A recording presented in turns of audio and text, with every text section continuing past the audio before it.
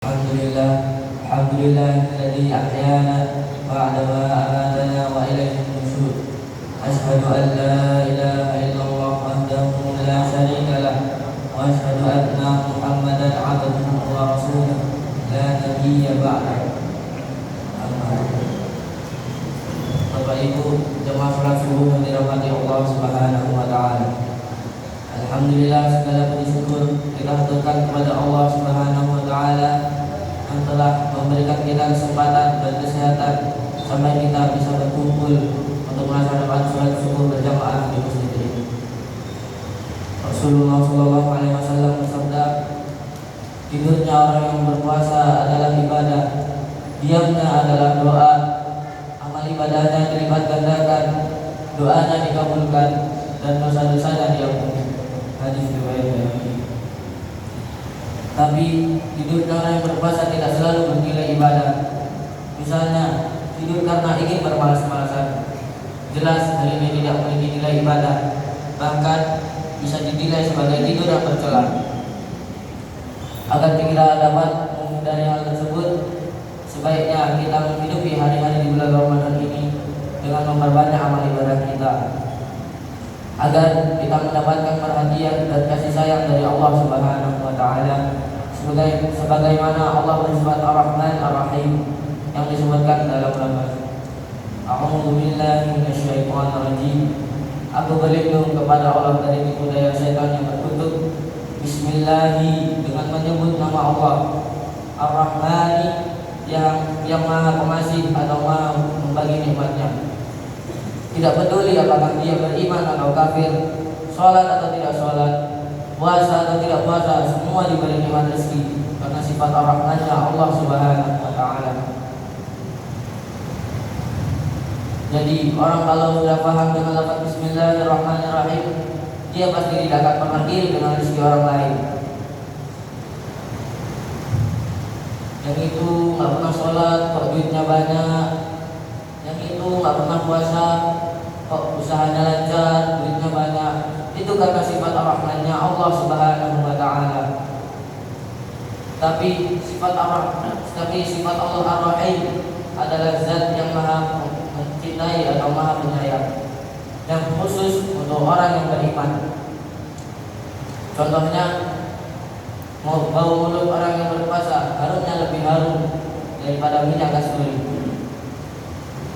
Hal ini tidak Allah berikan di dunia, akan tetapi Allah berikan di akhirat. Jadi orang kalau sudah paham dengan lafaz Bismillahirrahmanirrahim, hidupnya akan tenang, tidak akan pernah iri, tidak akan pernah dengki.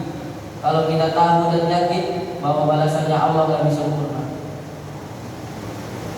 Bapak Ibu jamaah salat subuh yang dirahmati Allah, salah satu cara agar kita dapat menghidupkan malam di bulan Ramadan ini adalah dengan salat subuh berjamaah, sebagaimana yang disebutkan oleh Rasulullah sallallahu alaihi wasallam. Wa man shalla subha fi jama'atin fa ka'annama shalla laila kullahu. Yang artinya, dan barang siapa yang salat subuh berjamaah, maka dia sama seperti orang yang sholat malam sepanjang malam. Hadis riwayat Muslim. Selain itu, fadilah sholat subuh terdapat juga pada sholat sunnah qabliyahnya. Hal ini disampaikan oleh Ummul Mukminin Aisyah radhiyallahu anha. Rasulullah sallallahu alaihi wasallam bersabda, "Raka'atul fajri khairun minad dunya wa ma fiha." Yang artinya, 2 rakaat sebelum sholat subuh lebih baik daripada dunia dan seisinya. Hadis riwayat Muslim. Salat subuh adalah ibadah wajib yang paling berat, karena masih banyaknya orang yang tidur, sedangkan kewajiban salat subuh tetap berjalan. Tidak ada salat yang lebih berat bagi orang munafik kecuali salat subuh dan isya.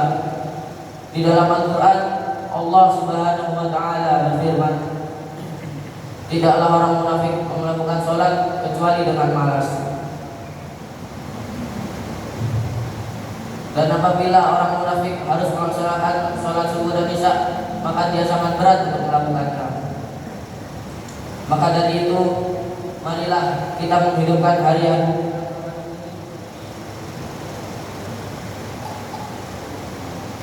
Marilah, marilah kita menghidupkan hari-hari di bulan Ramadan ini dengan memperbanyak amal ibadah kita dan mempersedikit bermalas-malasan kita, dan kita berdoa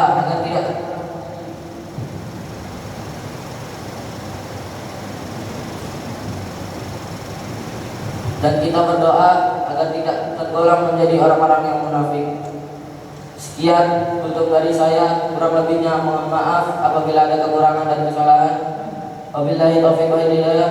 Wassalamualaikum warahmatullahi wabarakatuh. Alhamdulillah.